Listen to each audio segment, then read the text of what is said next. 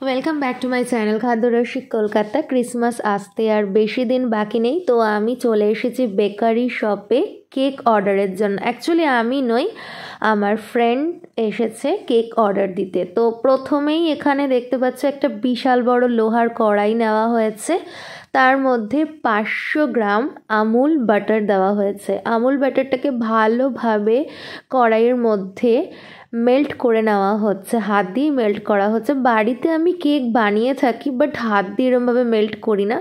হতে পারে বেকারি শপে একটু আলাদা প্রসেস হয়। তো ফার্স্ট টাইম আমার ফ্রেন্ডসরা অর্ডার দিচ্ছে, তো জানি না টেস্টটা কেমন হবে। তো অবশ্যই তোমাদেরকে আমি টেস্ট করে বলবো কেমন হয়। তো কথা বলতে বলতে দেখো বাটারটাকে খুব ভালোভাবে হাত দিয়ে মেল্ট করছে। অনেকক্ষণ টাইম লাগবে এটা মেল্ট হতে, মিনিমাম 5 to 10 মিনিটস লাগবে।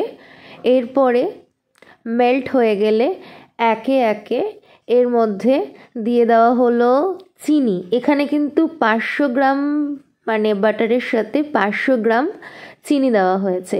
এটাকে খুব ভালোভাবে মিক্সিং করা হচ্ছে। মিক্সিংয়ের উপরেই কিন্তু কেকটা ডিপেন্ড করে, যত ভালোভাবে মিক্সড হবে কেকটা সফট হবে আর খেতে কিন্তু দারুণ হবে।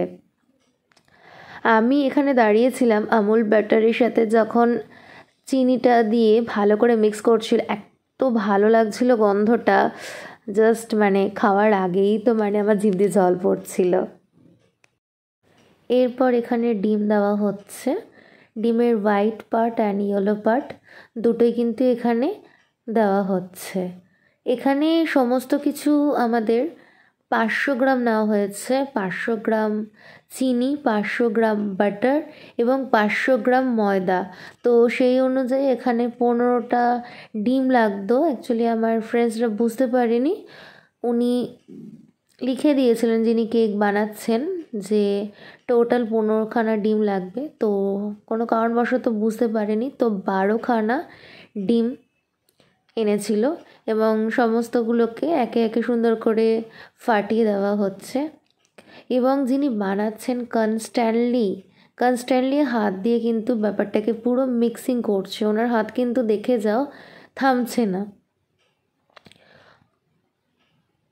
আমি এখানে ঘুরে দেখলাম ক্রিসমাসের সময় টোটাল 7 থেকে 8 দিন আগে, মানে ক্রিসমাসের আগে কেক বানানো হয়। আর এখানে কিন্তু ক্রিসমাসের কেকই বানানো হয়, কোনো বার্থডে অ্যানিভার্সারি কোনো রকম কিন্তু আদার্স এখানে কেকের অর্ডার নেওয়া হয় না।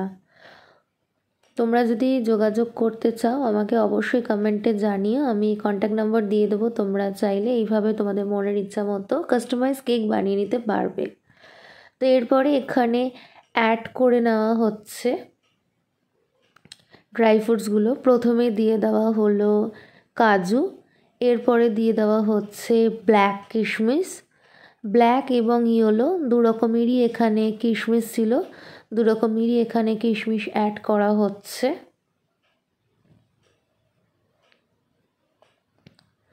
দেন আমাদের এখানে অ্যাড করা হবে টুটি ফ্রুটি।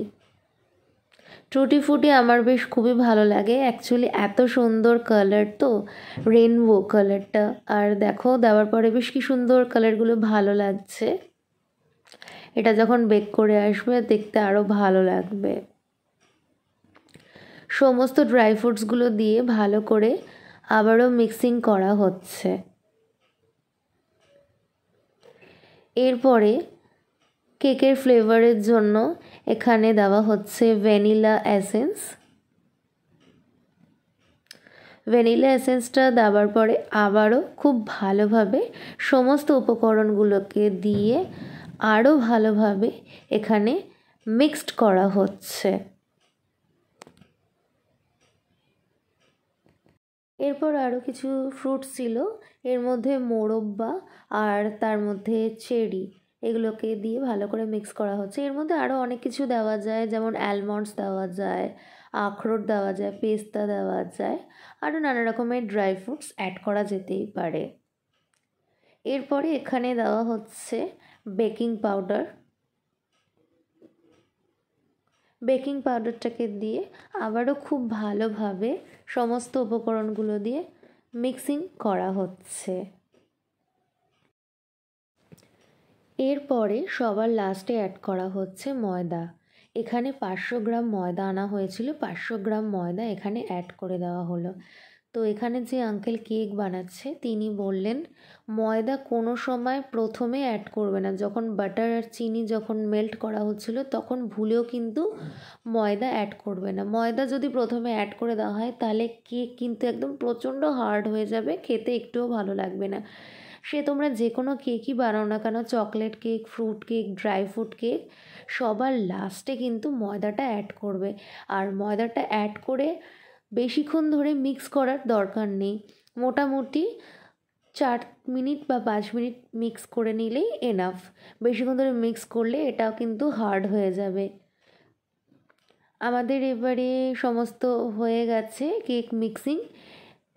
এখানে ফয়েল পেপার নেওয়া হয়েছে, ফয়েলের উপরে বাটার মাখানো হয়েছে। টোটাল আমাদের এই ফয়েল পেপারে 8খানা হয়েছে। এক একটাতে কাকু বলল 300 গ্রাম করে কেক হবে। তো সমস্ত ফয়েল পেপার কভার করা হচ্ছে, কেকগুলোকে রাখা হচ্ছে, এরপরে চলে যাবে বেক হতে।